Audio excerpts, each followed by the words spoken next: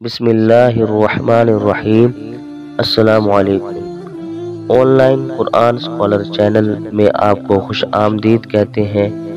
معزز سامعین کرام، ہم میں بہت سے لوگ ایسے ہیں جو غسل کرتے وقت ان باتوں کا خیال نہیں رکھتے، جس کی وجہ سے وہ ناپاک رہتے ہیں اور نہ ان کی نماز ہوتی ہے اور گناہگار رہتے ہیں۔ جو آج آپ کو ہم غسل میں ہونے والی غلطیاں بتانے جا رہے ہیں، ہم میں اکثریت ان میں مبتلا ہے۔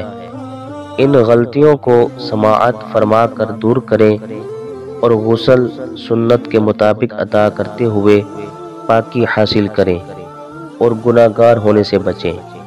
معزز سامعین کرام، سب سے پہلے تو غسل کے فرائض یاد رکھیں کہ اگر غسل کے فرائض نہیں آتے تو غسل بھی نہ ہوگا۔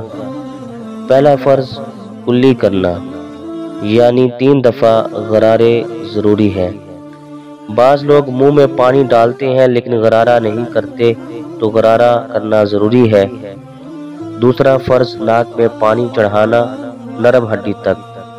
اسی طرح بعض لوگ ناک کی نرم ہڈی تک پانی نہیں پہنچاتے، جس کی وجہ سے ان کا غسل نہیں ہوتا اور ناپاک رہتے ہیں۔ اس لیے ناک کی نرم ہڈی تک پانی کو چڑھانا ضروری ہے۔ تیسرا فرض ہے تمام ظاہر بدن پر پانی بہانا۔ بال کے برابر بھی کوئی جگہ خشک نہ رہے اتنا پانی بہانا ہے۔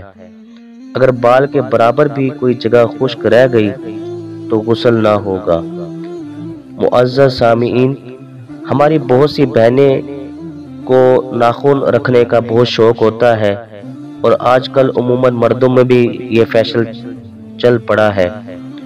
جو ناخن رکھتے ہیں ان کے نیچے میل جم جاتی ہے، جس کی وجہ سے میل تک پانی نہیں پہنچ پاتا۔ لہٰذا ہفتے میں ایک بار تو لازمی ناخن کاٹ لیا کریں۔ اور جو بہنیں ناخن پالش لگاتی ہیں تو ناخن پالش کی وجہ سے پانی ناخن تک نہیں پہنچتا، جس کی وجہ سے غسل نہیں ہوتا، سارا دن ناپاک رہتی ہیں اور نماز بھی نہیں ہوتی۔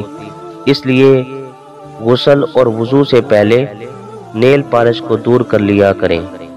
اور جو بہنیں آٹا گوندتی ہیں تو آٹا گوندنے کے بعد آٹا ان کے ناخنوں میں جم جاتا ہے، اس کو غسل اور وضو سے پہلے اچھی طرح صاف کر لیا کریں اور باقاعدگی سے ناخنوں کو کاٹ لیا کریں۔ اور سردی میں بعض نوجوان غسل کرتے ہوئے جلدی میں غسل کرتے ہیں، جس کی وجہ سے بعض اعضاء کچھ نہ کچھ کہیں نہ کہیں سے خشک رہ جاتے ہیں۔ تو بعض اعضاء کا خشک رہ جانا غسل سے مانع ہے، اور اس طرح ہمیشہ ناپاک رہیں گے اور غسل بھی نہ ہوگا۔ اس لیے خصوصاً سردیاں ہوں یا گرمیاں ہوں تو احتیاط کے ساتھ غسل کیا کریں۔